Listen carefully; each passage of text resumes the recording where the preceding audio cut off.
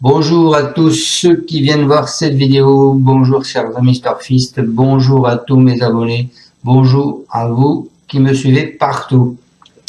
Alors on est là pour faire le pronostic du quintet de demain, jeudi 7 mars. Avant ça, on va faire l'arrivée d'aujourd'hui, c'était l'épreuve du GNT à Amiens, la première épreuve. L'arrivée le 3, le 14, le 1, le 10, le 15. Alors ma sélection sur internet en 6, vous n'avez aucun chevaux. Voilà. Par contre, mes abonnés, eux, je leur ai donné le 3, le 14 et le 15. Donc certains ont touché le 2 sur 4 puisque je conseillais de faire le 2 sur 4, 14, 15 avec mes deux derniers chevaux, 14, 3 avec mes deux derniers chevaux. Voilà, et je leur disais surtout, s'ils faisaient un champ, de rajouter le 15. Et il y en a qui l'ont fait, donc c'est bien. Je suis assez content. Vous avez un petit 2 sur 4 qu'on m'a fait parvenir, qui est quand même pas mal, puisqu'il fait...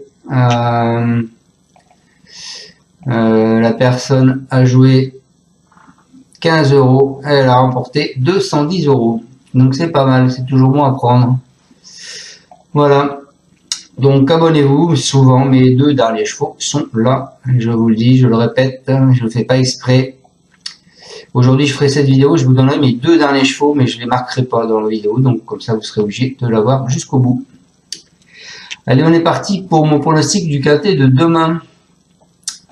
Demain, alors attention, demain ils sont tous confiants, on s'en va à Saint-Cloud, c'est la réunion 1, ce sera la course 1, le prix de la Gascogne. C'est du plein, 16 partants, une allocation de 53 000 €, c'est un handicap divisé, une corde à gauche, piste en herbe.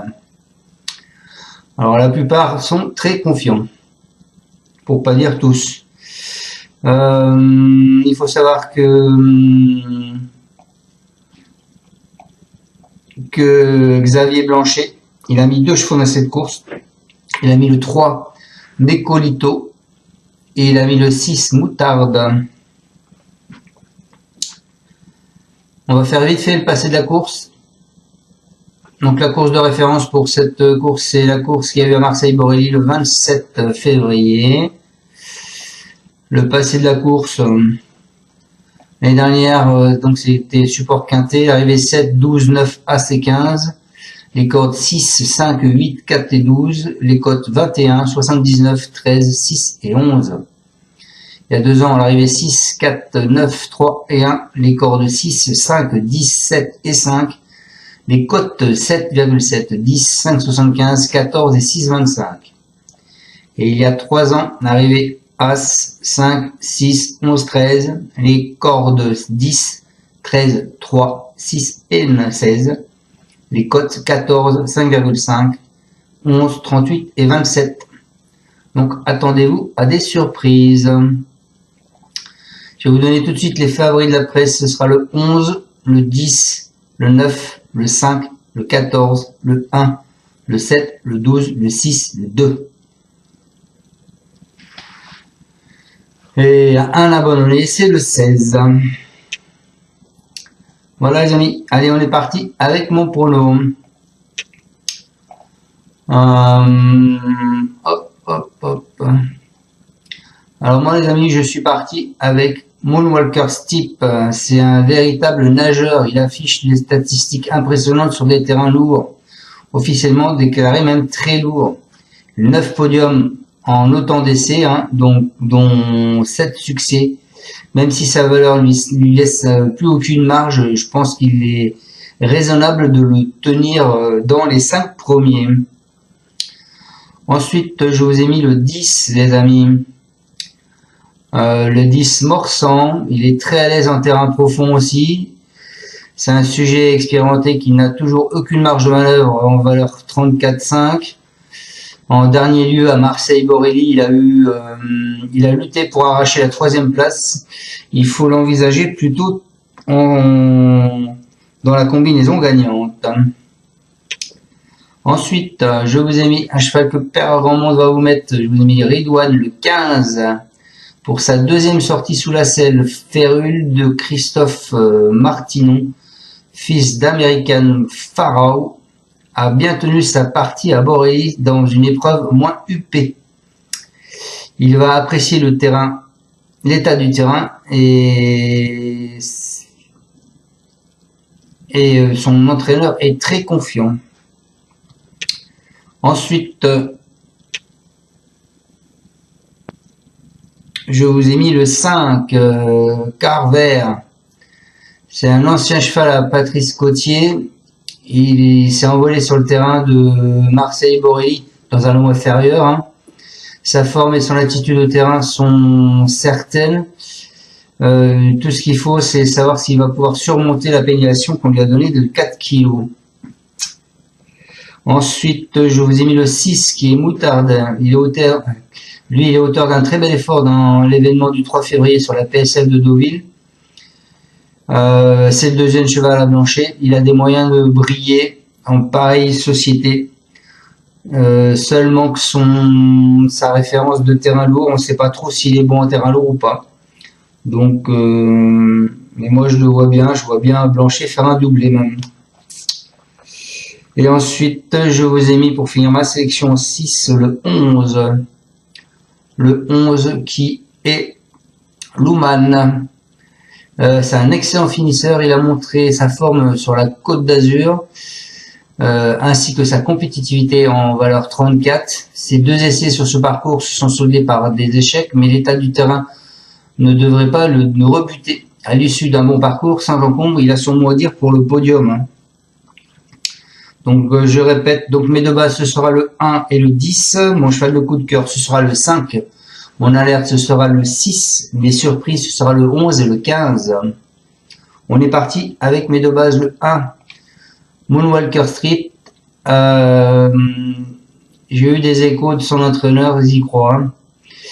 Il lui faut du terrain très lourd pour fournir sa meilleure valeur. Il est en grande forme, il a fait de super performances à Cagnes malgré un terrain pas spécialement à sa convenance. On a fait exprès de faire l'impasse sur sa dernière course du meeting sur les 3200 mètres pour le remonter plutôt à Chantilly et lui donner un petit break pour le préparer pour ce mois de mars. Ils sont assez confiants. Ma deuxième base, ce sera le 10. Donc le 10 qui est Morsan. Cédric Boutin, c'est Boutin qui va le monter. Il nous dit il a très bien couru en dernier lieu avec dans une épreuve rendue insuffisamment sélective par le leader et le futur lauréat de Azov. Il s'est montré courageux pour gagner la 3e place. Il est resté en très bonne forme, a bien fait ce parcours en fin d'année et le terrain sera vraisemblablement à sa convenance. Le lot me semble dans ses cordes, en tout cas pour être dans la combinaison du quintet. Voilà pour ce 10 qui sera monté par Boutin et le 1 il sera monté par Provost. En coup de cœur les amis, je vous ai mis le 5. Le 5 est Carver. C'est Marion Falk-Witsmesser. C'est Théo Bachelot. Il nous dit il a gagné très facilement en dernier lieu et est toujours en bonne forme. Il aime le terrain pénible. Malgré la pénibilité, il garde une bonne chance pour finir dans les 5 premiers. On alerte les amis, je vous ai mis le 6, Moutarde. Xavier Blanchet, donc c'est Madame qui le monte. Il nous dit sa dernière sortie est très bonne. Il a répondu à mes attentes. Cela n'a pas été toujours le cas car il a souvent été malchanceux dans ses parcours. Jeudi, ce sera un retour sur le gazon et j'espère qu'il s'adaptera à la piste très souple. Si tel est le cas, il détient encore toutes ses chances pour terminer dans la bonne combinaison. Mes surprises, le 11 et le 15. Donc le 11, c'est Luhmann, c'est Hans Alderblom, c'est Maxime Guyon. Je sais, j'aime pas Maxime Guyon, mais je suis obligé de le mettre. Hein.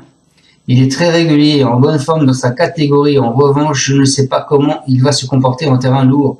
Si cela ne lui pose pas de problème, je suis confiant. Donc c'est pareil, c'est ce que je disais, on ne sait pas s'il est bon en terrain lourd ou pas. Donc on verra ça demain. Et Redouane, les enfants, chers amis Torfis, j'ai l'info. Le clan de Martillon sont très très confiants pour Redouane. Pour demain, c'est Anthony Cractus qui le monte, il aura l'accord de 15.